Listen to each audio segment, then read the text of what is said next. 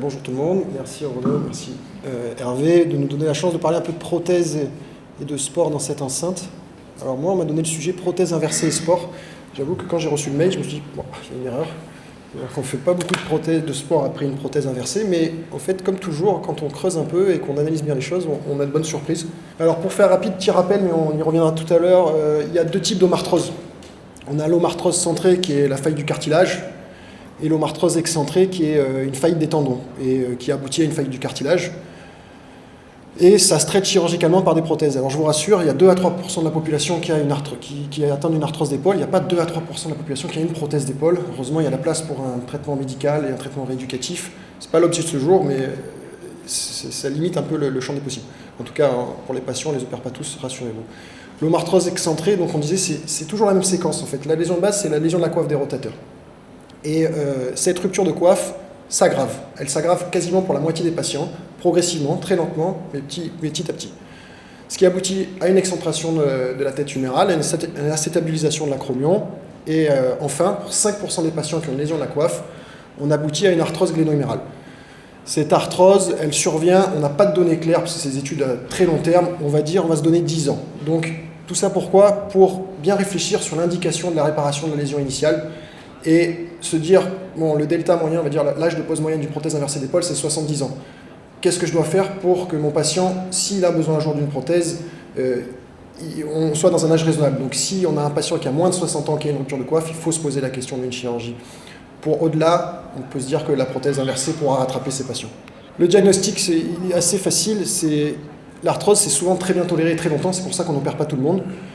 C'est des douleurs mixtes, mécaniques, inflammatoires, et il y a cette espèce de craquement très désagréable pour le patient et le clinicien, qui est à la mobilisation passive, avec des bruits qui parfois sont audibles. On a une perte de fonction qui peut être rapide dans le cas des ruptures de coiffe, un peu plus tardive dans le cas des douleurs, avec un enraidissement secondaire. Les radiographies, on l'a vu, acétabilisation, perte de la hauteur sous-acromiale et arthrose. Pourquoi on fait des prothèses dites inversées ? Quelle est la différence avec les prothèses anatomiques ? En fait, on s'est rendu compte que mettre en place des prothèses anatomiques dans les ruptures de la coiffe des rotateurs et les omarthroses excentrées, ça ne marchait pas.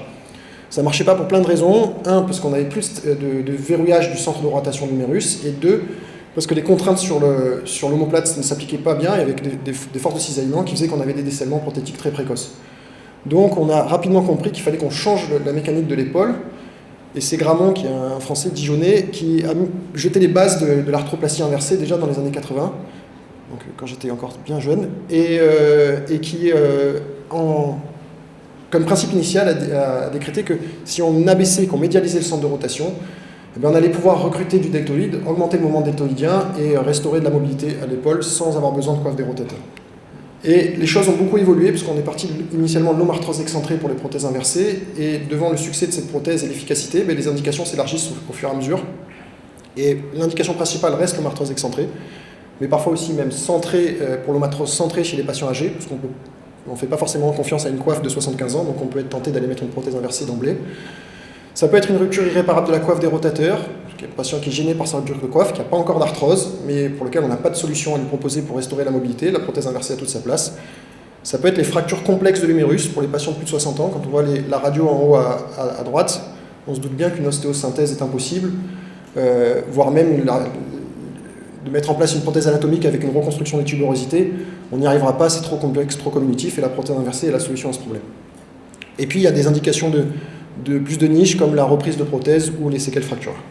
On en met plein, de plus en plus, avec, aux États-Unis comme en France, une croissance attendue de 200% sur les 20 prochaines années. C'est lié à 2 points probables. C'est 1, le vieillissement de la population, et deuxièmement, c'est qu'en fait, petit à petit, on l'a vu par le nombre d'indications, la prothèse inversée mange le business de la prothèse anatomique. On met de plus en plus de prothèses inversées et de moins en moins de prothèses anatomiques. La rééducation après une prothèse inversée, elle reste essentielle. Dans tous les articles de la littérature, ils recommandent de faire la rééducation post-op. Il n'y a pas d'immobilisation nécessaire, et hormis juste pour protéger l'épaule et pour diminuer les douleurs. On les mobilise d'emblée en actif et en passif, sans restriction. On évite de renforcer les abaisseurs et de faire du travail d'écoaptation pour minimiser le risque de luxation. Et on travaille en physio et en balnéo dès la cicatrisation obtenue. Il faut être un peu méfiant sur plusieurs indications spécifiques, notamment sur les prothèses fractures, on va protéger la cicatrisation des tubérosités, donc on va immobiliser 3 semaines et rééduquer en passif les 6 premières semaines, ou sur certaines voies d'abord, comme les voies d'abord latérales, ou lorsqu'il y a une réparation du sous-scapulaire après la prothèse, où il faudra protéger cette voie d'abord et cette réparation. Ça marche bien, ces prothèses inversées. On a des survies sans révision qui sont à 90% à 10 ans, à peu près dans tous les articles de littérature. Et on voit tout de suite qu'on a une survie un peu plus faible chez les patients jeunes, chez les hommes, bien sûr dans le cas des révisions, mais ce sont des chirurgies plus complexes. Des scores fonctionnels, double ou triple, que dans toutes les études, avec un résultat qui est long à obtenir, comme finalement toute arthroplastie, peut-être plus spécifiquement à l'épaule, parce que c'est quand même une articulation très mobile.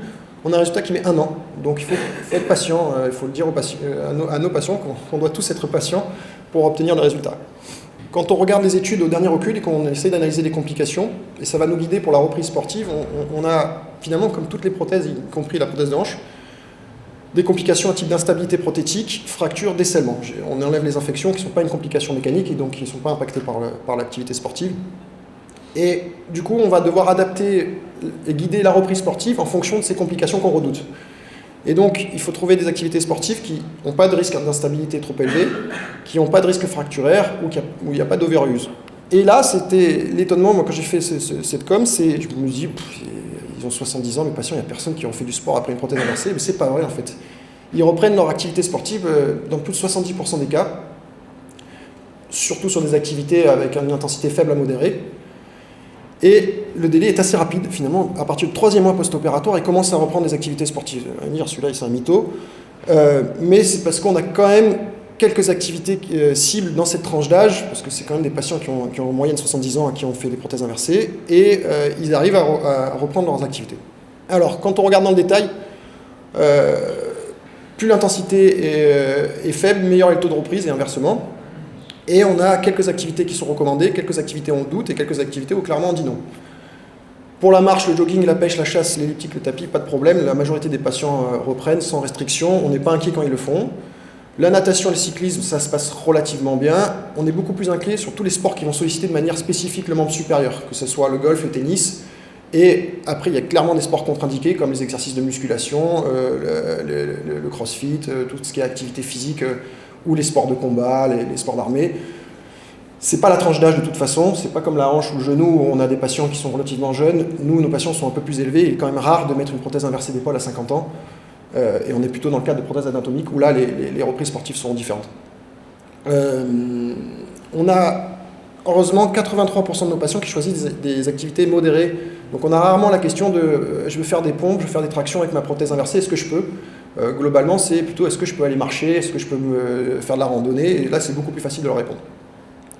Ils en font régulièrement, 1 à 3 fois par semaine, ils ont le temps, ils sont probablement à la retraite, mais ils arrivent quand même à faire régulièrement l'activité sportive, donc c'est un point aussi à surveiller sur l'intensité de la pratique et sur la fréquence. On a un problème avec la prothèse inversée, c'est sa biomécanique. Du fait de la modification de l'anatomie de l'épaule, on a une espèce de plafond biomécanique où, au-delà de 90 degrés d'antépulsion d'abduction, on n'a pas une force démentielle. Et donc, on a un plafond. On n'arrive pas, et c'est pour cette raison probablement qu'on ne recommande pas les activités sportives, à retrouver de la performance au-delà. Et tout ce qui est sport, main au-dessus de l'épaule, finalement, on est assez limité. Le délai d'arrêt de sport influe vraiment sur la reprise. C'est-à-dire que si on a un patient qui n'a pas fait de sport depuis 6 mois, 1 an, c'est pas le fait de lui mettre une prothèse inversée qui va lui faire reprendre ses activités sportives. Donc, ce qu'on sait, c'est que c'est un facteur prédictif majeur. En fait, c'est plus longtemps l'activité est maintenue avant l'intervention, meilleure est bien évidemment la reprise après l'intervention.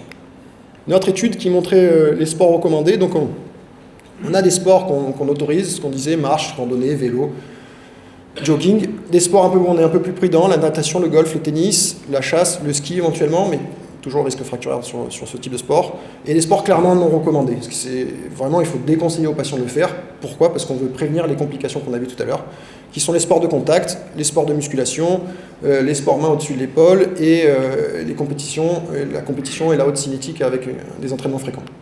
Et en fait, du coup, c'est là où j'étais surpris, c'est que moi, quand j'ai commencé mon internat, je suis à Argenson, la prothèse inversée, c'était une chirurgie de sauvetage en fait. On avait des patients qui avaient un âge certain, qui avaient une omoarthrose excentrée cataclysmique, et on disait on va lui mettre une prothèse pour lui améliorer son quotidien. Et en fait, petit à petit, en 15-20 ans, ça glisse. Et maintenant, on nous demande effectivement d'avoir un objectif de reprise sportive. Et ça a été permis par plein de petits points. On va rapidement voir ensemble. La première, c'est le travail d'équipe. En fait, on a tous le même objectif, c'est-à-dire qu'on veut que nos patients aient les meilleurs résultats possibles après une arthroplastie. Et en travaillant ensemble, en fait, à chaque étape, on arrive à faire progresser nos patients. Donc c'est indispensable, que ce soit au niveau de l'intervention par l'anesthésiste, que ce soit après avec le médecin rééducateur et les kinés, et les médecins du sport, on arrive vraiment à optimiser ces reprises tout en travaillant et en collaborant ensemble. Après, il y a de notre côté quelques améliorations, c'est sur la technique opératoire, bien sûr, moins on est agressif, mieux les patients vont. Et petit à petit, en fait, on abîme de moins en moins les muscles et les tendons pour réaliser les prothèses inversées, ce qui permet d'améliorer la rapidité de récupération et l'intensité des pratiques ensuite. Et bien sûr, toujours pareil, la rééducation précoce, l'immobilisation courte et la gestion des douleurs permet d'avoir des résultats instantanés. Voilà. Et là, on est à J1 post-opératoire. Et en fait, quand toutes les planètes s'alignent et qu'on arrive à optimiser la prise en charge, on peut déjà faire des activités sportives dès le premier jour. Pas forcément très recommandé, mais c'était pour la vidéo. Les implants évoluent, et parfois de manière un peu bizarre. En fait, initialement, quand on a fait des prothèses inversées d'épaule, on faisait une coupe à 155 degrés, et on mettait des petits implants sur la glène, pour différentes raisons. C'était le concept initial, médialisation du centre de rotation, et ce qui aboutissait à rapprocher vraiment la cupule humérale de la glène, et qui provoquait ces encoches, et finalement, c'était l'écueil initial des prothèses inversées, c'est qu'on avait des décellements de glène assez précoces. Et on a voulu pallier à ce problème en modifiant le design des implants, et on a latéralisé le centre de rotation, soit au niveau de la glène, soit au niveau de l'implant huméral. Et en fait, cette latéralisation a été bénéfique pour nos patients et pour la reprise, puisque ça a permis de recruter la coiffe postérieure, améliorant ainsi la rotation externe et bien sûr augmentant les performances de nos patients post-opératoires. Donc d'une erreur de concept initial et pour pallier à ce remède, on a finalement fait bénéficier ça à nos patients. Et ça permet d'améliorer leur récupération. Là, maintenant, on évolue dans les étapes puisque on peut contrôler cette latéralisation, on l'apprécie en préopératoire, on peut le calculer. Et c'est la planification qui existe déjà depuis très longtemps pour la hanche et pour le genou, qui est arrivée maintenant au niveau de l'épaule, qui a l'avantage avec les logiciels actuels de pouvoir être même dynamique, on peut faire bouger l'épaule et voir comment on va évoluer en fonction du positionnement des implants. Qu'est-ce qui se passe si je latéralise un peu plus? Qu'est-ce qui se passe si j'abaisse un peu plus? Et tout ça, ça va répondre aux exigences de nos patients pour essayer d'avoir le meilleur résultat possible. Et donc on a les techniques d'implantation qui progressent avec des outils objectifs, des critères objectifs comme la reproductivité de l'implantation et la prévention des complications mécaniques. Et on a des outils qui sont théoriques comme la planification 3D qui est aidée par l'intelligence artificielle maintenant, et techniques comme la navigation qui va mettre en œuvre cette planification, la réalité augmentée ou le robot qui vont nous aider dans la réalisation du geste. Ça arrive un peu en décalé par rapport au moment inférieur, mais ça vient petit à petit. Donc la reprise du sport après la prothèse inversée est possible, elle est permise. C'est bien entendu une reprise adaptée et qui doit être guidée. La formulation nette pour nos patients, c'est oui, vous allez pouvoir reprendre le sport. C'est assez fréquent. Les sports intenses, c'est pas fait pour la biomécanique cette prothèse. Les sports main au-dessus de l'épaule, pareil, vous risquez d'être limité. Mais c'est possible, ça doit être progressif et ça commence à partir du 3e mois post-opératoire. Voilà, merci beaucoup.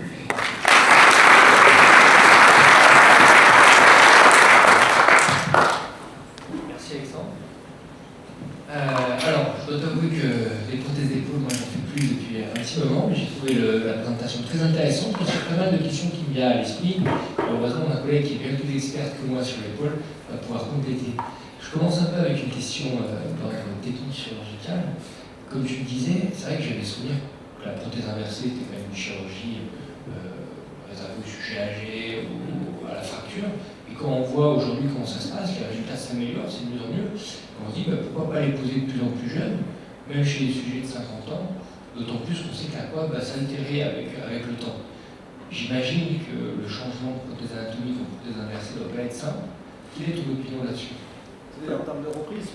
C'est-à-dire qu'à 50 ans, même avec une coiffe qui semble à peu près correcte, vu les résultats qu'ils nous présentent, on se dit pourquoi pas mettre la prothèse inversée, au moins on est tranquille pour après. Ou est-ce que vraiment le résultat est vraiment trop différent encore entre les deux?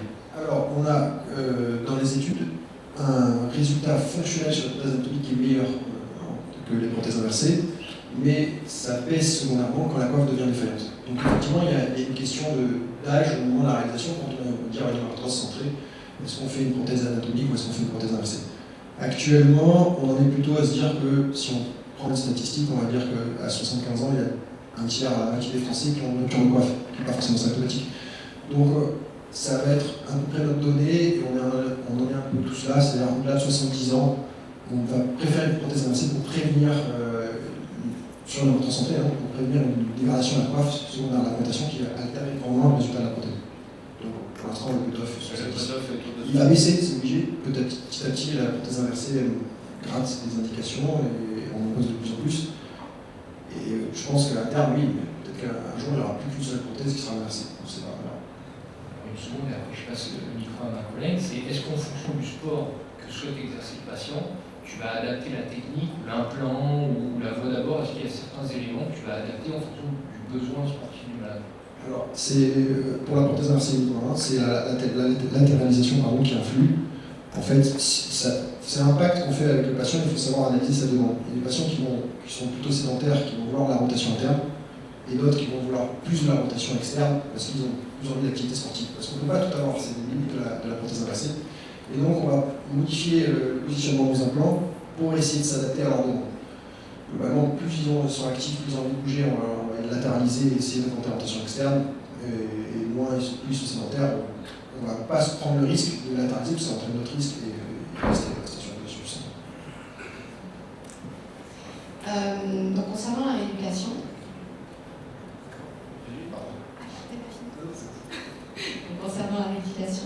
on sait que le deltoïde est le moteur de l'épaule. Avons-nous des restrictions de charge concernant le renforcement du deltoïde? Oui, c'est le seul moteur, une fois qu'on a fait une prothèse inversée. Donc il faut le préserver. Je ne crois pas qu'il y ait d'article publié sur les restrictions de charge en post-opératoire, mais il faut être logique. Je dirais qu'au début, on restaure de la mobilité. C'est l'objectif principal, c'est quand même sur une prothèse de patient qui a 70 ans, qui ne bouge plus l'épaule, mais on veut juste qu'il relève le bras, en plus qu'il puisse faire un activité quotidienne. Donc dans ce cas-là, on va dire qu'on va protéger vraiment l'intervention, notamment l'acromion. Si on sollicite trop tôt les prothèses inversées, on risque de fracture de l'acromion, donc il ne faut pas trop les charger. Donc j'ai envie de dire que les 6 premières semaines, on ne change pas. On fait juste de la mobilité, et ça suffit largement la plupart du temps. Après, si on est dans une logique de reprise sportive et d'augmentation de la performance, je crois qu'il y a une espèce de règle qui est 1 kg par mois, donc jusqu'à 5 kg, et là, on ne fait pas, c'est trop facile. Donc, de 2 à 3 mois, on demande 1 kg petit à petit jusqu'à 5 kg le 6e mois, qui est en général la période où ils arrêtent la rééducation. Et au niveau de la mobilité, donc le déficit de mobilité, notamment en élévation, est-ce qu'on peut espérer récupérer avec la rééducation? Ou est-ce que c'est vraiment une limite biomécanique au niveau de la prothèse? Alors, il y a deux choses. Il y a les limites biomécaniques de la prothèse et il y a le jeu scapulothoracique. Il y a un mystère dans le corps, c'est la scapulothoracique, on ne comprend rien. Il y a des patients qui sont capables de lever le bras avec une orthèse d'épaule et d'autres qui ne peuvent pas bouger. C'est une des limitations qui fait qu'on n'a pas des résultats reproductibles et qui nous pose l'interrogation de pourquoi j'ai des patients qui ont 180 à géant opératoire et pourquoi il y a des patients, même si la prothèse est parfaitement posée, il y a probablement différentes limites comme ça. La rééducation, à mon sens, ne peut pas répondre à tout ce type de problématiques et on est encore dans l'expectative et des résultats. Deux secondes sur ce truc-là. Parce qu'ils ont beaucoup parlé sur le membre inférieur, les mêmes constatations, c'est l'état préopératoire est fondamental. C'est-à-dire que si ton patient déjà en pré-op, tu l'as opéré parce qu'il a mal, mais qu'il a déjà 160 degrés d'élévation antérieure, il va très probablement les retrouver. S'il avait 80-90, très peu probable.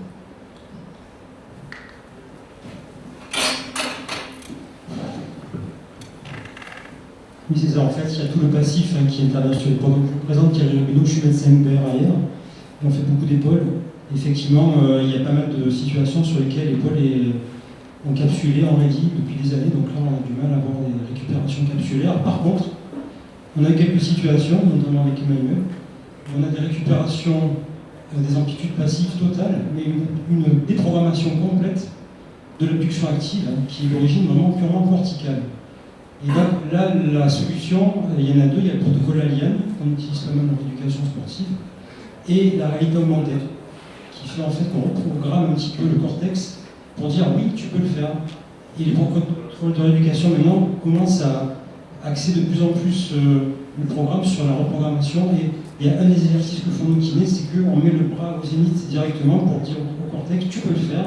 Et on travaille en excentrique et en descente.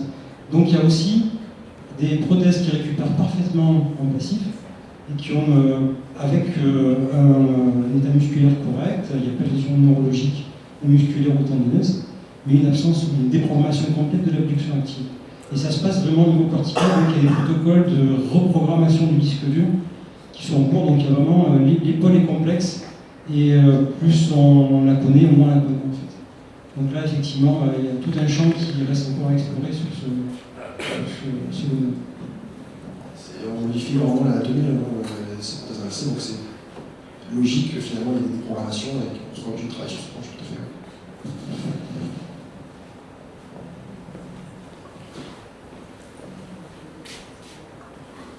Alors, en tant qu'iné, on voit des gens qui ont de l'arthrose, qui ont mal à l'épaule. Est-ce qu'il y aurait moyen d'améliorer le moment où ils vont venir vous voir pour justement pas arriver à un moment où l'épaule aura trop perdu? Oui, c'est une histoire de timing, mais ça, c'est multifactoriel en fait.